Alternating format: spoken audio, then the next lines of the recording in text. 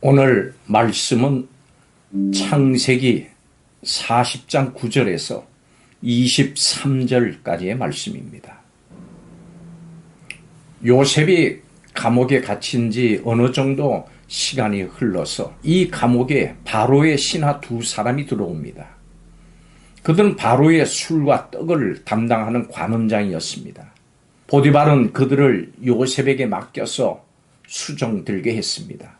그들은 동시에 각기 다른 꿈을 꾸었고 요셉은 그들의 꿈을 해석해 줍니다. 요셉이 그들의 꿈을 해석한 대로 술 맡은 관원장은 관직을 회복을 했고 떡 굽는 관원장은 처형을 당했습니다. 그런데 복직이 된 술 맡은 관원장은 요셉이 그의 꿈을 해석해 주면서 부탁했던 그 부탁을 잊고 맙니다. 요셉은 관직이 회복되면 자신을 잊지 말고 감옥에서 나갈 수 있도록 힘을 써달라고 그에게 간곡하게 부탁했습니다.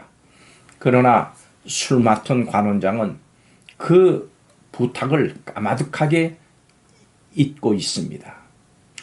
요셉은 감옥에서 두 관원장을 만나서 그들의 꿈을 각기 해석해 줍니다. 오늘 말씀을 통해서 하나님께서 어떤 분이신지를 깨닫고 하나님을 더 의지하는 성도들이 되시기를 바랍니다. 첫째로 하나님께서 만물을 섭리로 다스리십니다. 요셉은 애굽 왕에게 죄를 범해서 감옥에 들어온 술 맡은 관원장과 떡 굽는 관원장을 만나게 됩니다.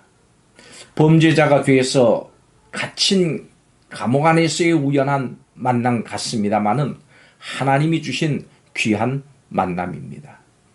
이 만남은 중요한 실마리가 됩니다. 나중에 요셉은 술 맡은 관원장의 도움을 받아서 바로 왕을 만나고 또 꿈을 해석해주고 애굽의 총리가 됩니다. 또한 야곱 일가는 극심한 가뭄을 견뎌내고 400년 동안 하나님의 백성을 형성하게 됩니다. 우리는 하나님께서 하나님의 계획에 따라서 그 구원의 역사를 이루어 가신다고 하는 것을 알 수 있습니다.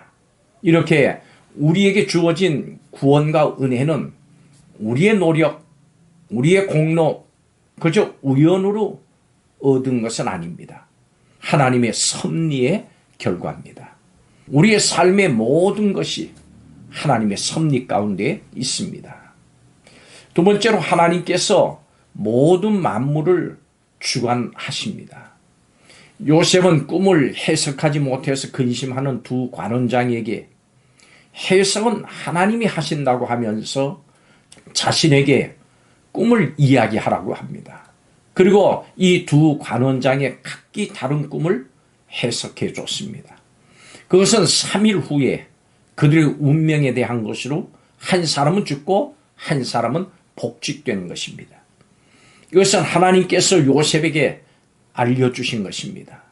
하나님은 모든 만물의 미래를 다 아시는 만물의 주관자이시기 때문입니다. 그래서 하나님만이 모든 것을 해석하실 수 있는 것입니다. 우리의 모든 삶도 만물의 주관자 되신 하나님의 다스리심과 통제 아래 있습니다. 하나님의 다스림 안에 있다면 우리는 두려워하지 않을 수 있습니다. 오직 만물의 주관자이신 하나님을 인정하고 신뢰하십시오. 우리 성도들의 삶에서 좋은 일이든 나쁜 일이든 하나님께서 다 주관하십니다. 여러분의 모든 일들은 다 하나님의 다스림 안에서 일어나고 또 이루어지는 것입니다. 이 사실을 인정하십시오. 이 모든 사실을 인정하십시오. 그리고 믿으십시오. 그런 마음의 평안이 임합니다. 세 번째로 하나님께서 우리를 항상 기억하십니다. 요셉이 꿈을 해석한 대로 3일 후에 바로의 생일에 술 맡은 관원장은 복직이 됐고 떡 굽는 관원장은 처형을 당했습니다. 그런데 복직하게 된 이 술 맡은 관원장은 요셉을 기억하지 못하고 잊어버립니다. 요셉은 술 맡은 관원장이 잘 될 것이라고 확신을 했습니다. 그래서 당신이 잘 될 때 나를 생각해서 바로에게 나의 무죄함을 말씀드려서 나를 이 감옥에서 건져내 달라고 부탁을 했습니다. 그렇지만 23절에 보니 술 맡은 관원장이 요셉을 기억하지 못하고 그를 잊었더라 이렇게 말씀합니다. 요셉은 애굽에서 잊힌 존재, 여전히 일개 죄수로 남아 있습니다. 구원의 소망이 전혀 없어 보입니다. 대부분의 사람은 환경의 지배를 받습니다. 환경이 바뀌면 마음도 바뀌고 또 약속도 잊어버립니다. 술 맡은 관원장도 그런 모습을 보입니다. 꿈을 해석해 준 후에 자신을 기억해 달라고 부탁했던 요셉을 그는 중요하지 않게 생각합니다. 사람들에게 요셉은 그 존재 자체도 다 잊혀졌습니다. 이런 점에서 인간은 아주 믿을 만한 존재가 되지 못합니다. 이것은 요셉에게도 교훈이 됐을 겁니다. 아마도 그는 술 맡은 관원장이 복직되는 순간부터 좋은 소식을 기다렸을 겁니다. 억울함을 해소할 기회, 선행을 보상받을 기회가 오리라고 생각했을 겁니다. 그렇지만 시간이 지나면서 그 기대가 무너지는 경험을 하게 됩니다. 적어도 2년 동안 요셉은 하나님만을 의지하면서 사는 그 훈련을 더 받게 됩니다. 그래야만 그가 총리가 됐어도 하나님만을 의지할 수 있기 때문입니다. 하나님께서는 후에 요셉이 바로 왕 앞에 서도록 이끌어 주십니다. 여러분, 이처럼 하나님은 우리를 잊지 않으시고 선하게 인도하십니다. 사람들은 요셉의 존재 자체를 잃어버려도 하나님께서는 결코 잊지 않으셨습니다. 성도 여러분, 하나님께서 만물을 다스리심을 인정하십시오. 우리가 사는 세상과 만물이 다 하나님의 통제 아래 있음을 믿으십시오. 우리 각자의 모든 삶의 여정도 하나님의 다스리심 안에 있습니다.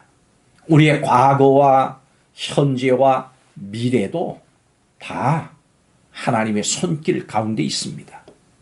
불확실한 세상을 살아가면서 고난을 겪을지라도 하나님의 다스림 안에 있다고 하는 사실을 알고 평강을 누리고 불안해하지 마십시오. 하나님께서 여러분을 다스리시고 지키시고 보호하시고 공급하시고 또 인도하십니다. 만물의 주관자이신 하나님을 신뢰하십시오. 하나님께서 하나님의 섭리 안에서 우리의 삶을 다스리시고 약속을 이루십니다. 우리를 항상 기억하시고 인도하십니다. 하나님께서 여러분의 안고 쓰는 것을 다 알고 계십니다. 하나님은 우리의 머리털까지 세시는 분이십니다. 지금 무엇을 힘들어하고 무엇을 원하는지 무엇이 필요한지 하나님께서 다 알고 계십니다. 그리고 그 하나님께서 도우시고 인도하십니다. 어떤 경우에도 하나님을 향한 믿음을 포기하지 마십시오. 하나님을 더욱 신뢰하고 의지하시기를 바랍니다. 기도하겠습니다. 만물의 주관자이신 하나님께서 우리를 항상 기억하시고 모든 일을 섭리하시고 인도하시고 약속을 이루어 가심을 감사드립니다. 하나님의 백성을 잊지 않고 기억하게 하심을 알게 하시고 믿고 신뢰하며 하나님을 의지하는 삶을 살게 하여 주옵소서. 이 세상 속에서 잊히고 기억되지 않는 하찮은 존재로 외롭게 살아갈지라도 하나님께서 잊지 않으시다고 하는 것을 알게 하시고 이 하나님의 은혜 가운데 살고 있음을 깨닫게 하여 주시옵소서. 이것을 통해서 평안이 넘치게 하시고 감사가 있게 허락하여 주시옵소서. 감사하는 성도들이 되게 하여 주옵소서. 예수님의 이름으로 기도하옵나이다. 아멘.